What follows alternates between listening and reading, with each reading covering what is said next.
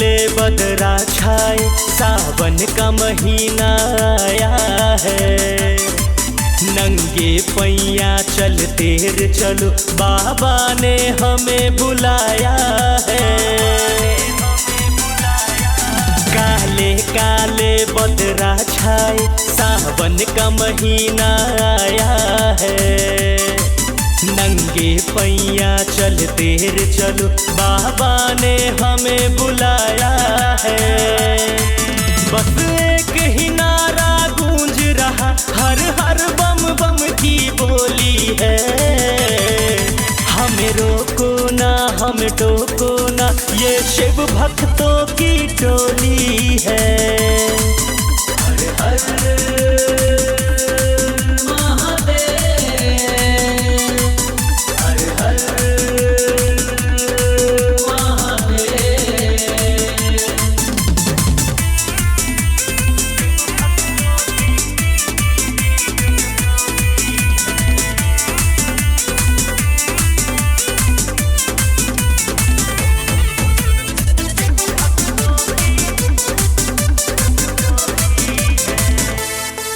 हमें क्या करना, कालों के काल वाले हैं हम।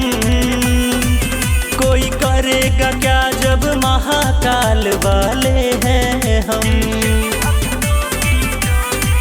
हमें क्या डरना, कालों के काल वाले हैं हम। कोई करेगा क्या जब महाकाल वाले हैं हम।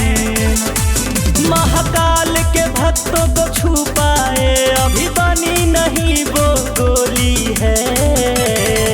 हमें रोको ना, हमें टोको ना, ये शिव भक्तों की टोली है।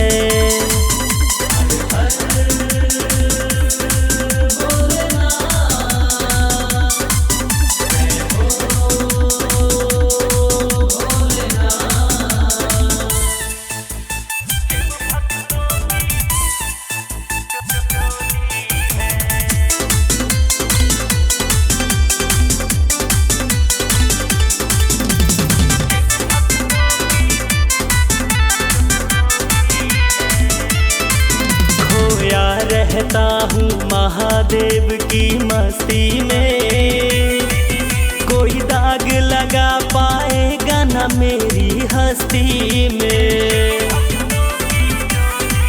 खोया रहता हूँ महादेव की मस्ती में, कोई दाग लगा पाएगा ना मेरी हस्ती में। कभी किसी से कुछ भी ना मांगा, बाबा खुद भरते झोली है।